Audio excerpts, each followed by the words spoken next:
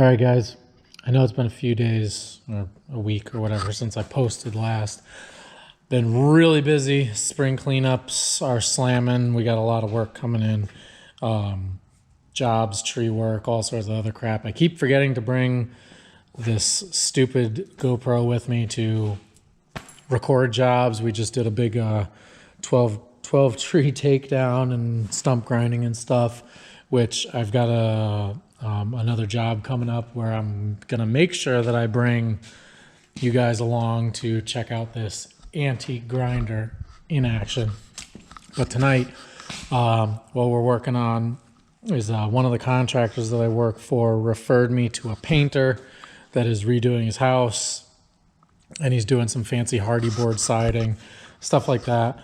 And he wants to do some copper drip caps. So what we're gonna do is we're gonna make up some Z-bars, which is, you'll understand it once I bend the first piece.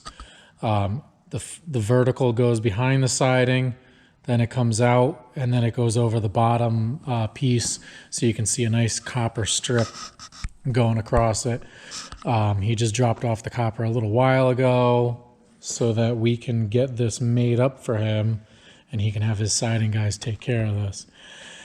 And the original measurements that he gave me, he needs 200 lineal feet made out of these sheets, and each one is 3 foot wide, 10 foot long. And he had given me the three measurements, which were 3/4 of an inch, 1 1/16 inches, and then 2 inches up the wall. And you break it out, and it comes out to 9 pieces with a 2-inch strip left over. So I gave him a call, shot him a couple pictures with some messages, this, that, and the other thing. And I said, listen, if we shrink it a little bit on the vertical, which you shouldn't have an issue with, we can get 10 pieces out of each one with 5/16 waste. So you're maximizing the sheets here.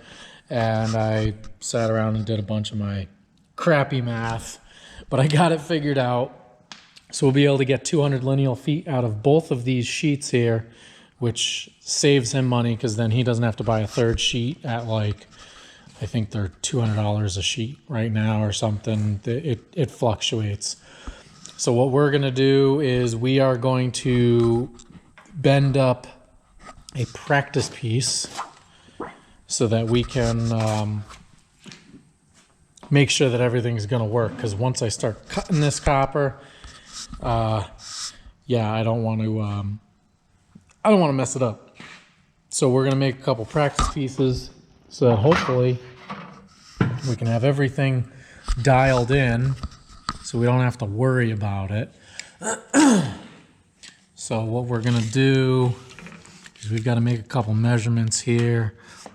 We're going to do 3/4 off the bottom, which will be the first measurement. That's what you're going to see. Then the second measurement is going to be 1 1/16 inches. Right there. And then the third one is, I believe, 1 9/16 inches. So 9/16. So that should be something like that. That should be the overall. Yeah. All right. We're gonna make this mark down here.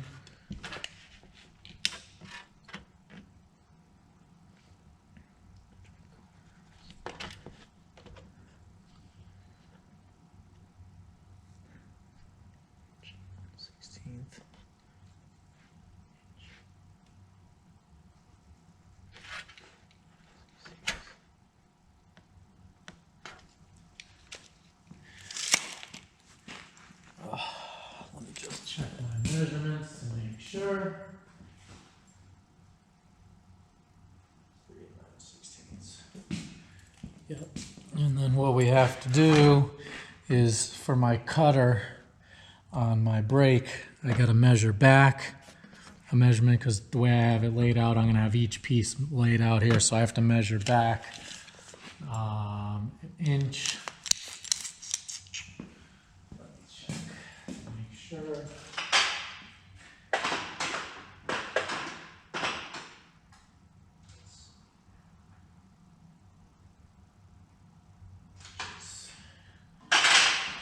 Inch and 7/16.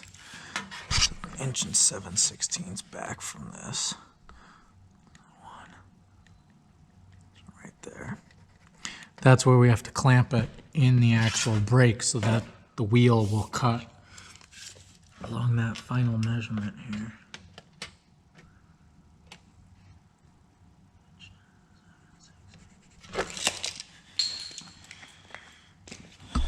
Now let's see if this is actually gonna work out here. So we've got to, I don't know if you can see that. We gotta line it up there.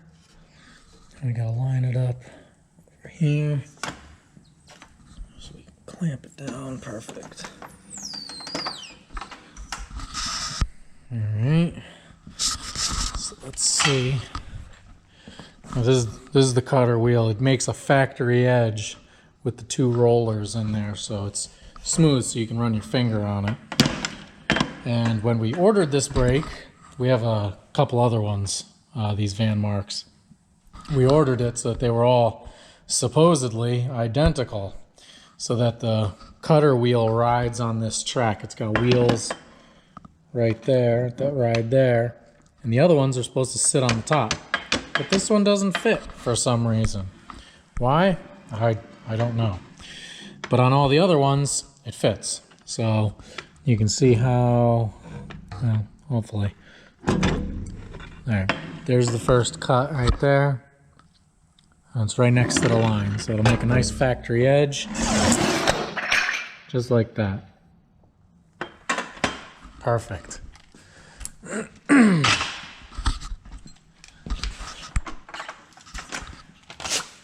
So now we have all three.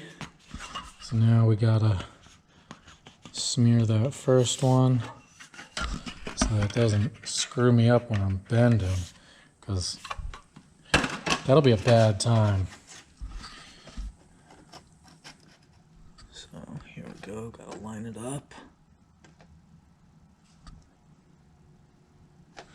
Now this is just a practice piece. I'm just making it out of aluminum, just so that I know where I gotta be. Now, the face bend is gonna be 3/4 of an inch. So realistically, well, this face here is 3/4 of an inch from where it bends to where it creases down. So I can just slam that in there and I'm good to go. So I just put it back in the opposite way. I don't need to remeasure anything because it's already set at 3/4 of an inch from factory. So hopefully, actually, hold on. I think I got the measurement on the wrong spot. Yeah, I do. Of course I do. See, and that's why we do practices, because I was thinking backwards. But this is what it's supposed to look like when it's done. So this measurement here goes up the wall. This goes over the bottom board, and then this is the face that you're gonna see. Obviously, this is a practice piece.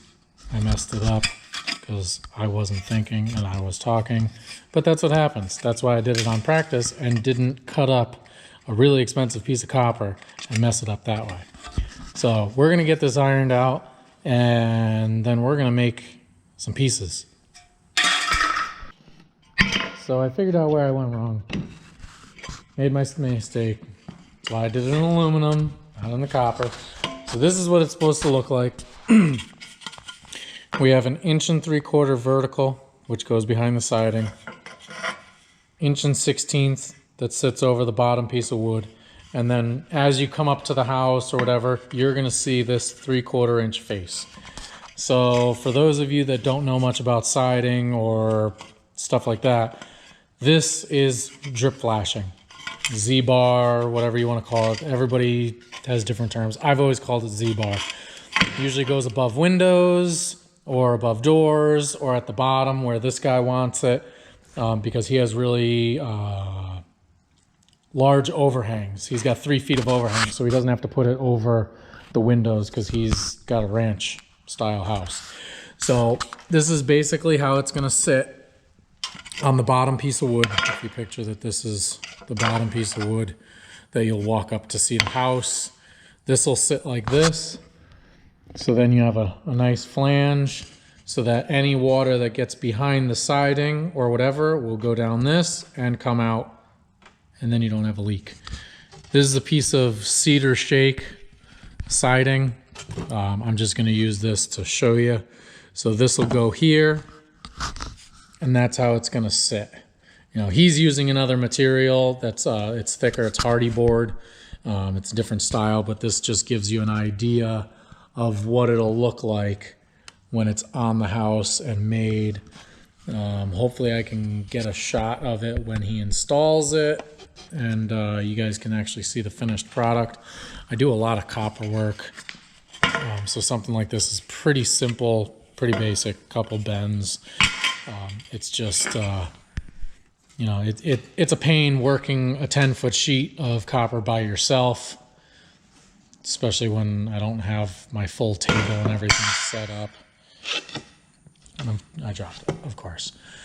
So we're going to get a couple layouts together for this top sheet, and then I'm going to get it in here, make a couple cuts, and then I'm going to start cutting this right up so that I can start laying this out and getting to work.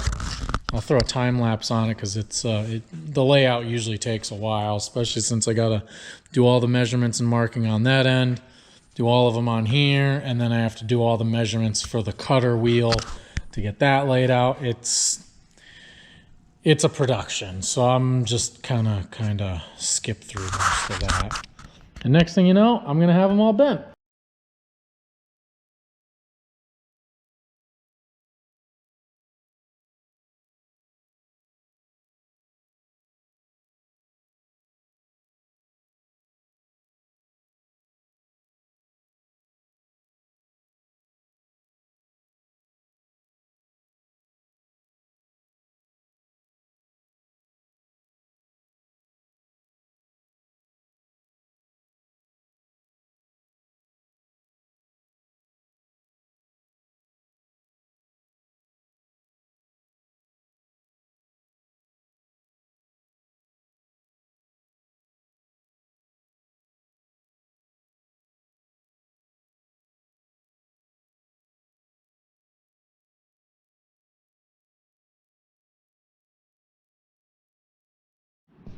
All right, guys, that's how you do it. I had a quick little time lapse of me making a couple pieces. So we got about we're about a quarter of the way done. We got 5 pieces done, bent up. You saw me going back and forth checking the measurements because sometimes as you're cutting it, the copper stretches a little bit. So you got to make sure that it over the course. I mean, this is 10'6". So over the whole length of it, you got to check it to make sure that everything's 100%.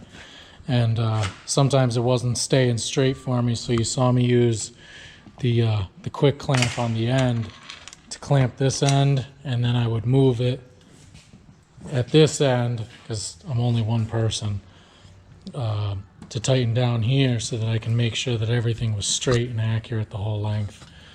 So hopefully we'll get these all wrapped up and sent them out to the customer. I think he said that he's going to be by tonight to scoop the rest of these up. He can work on getting these bad boys installed, and hopefully we'll get a couple pictures of it after it's done, and I'll be able to upload it afterwards.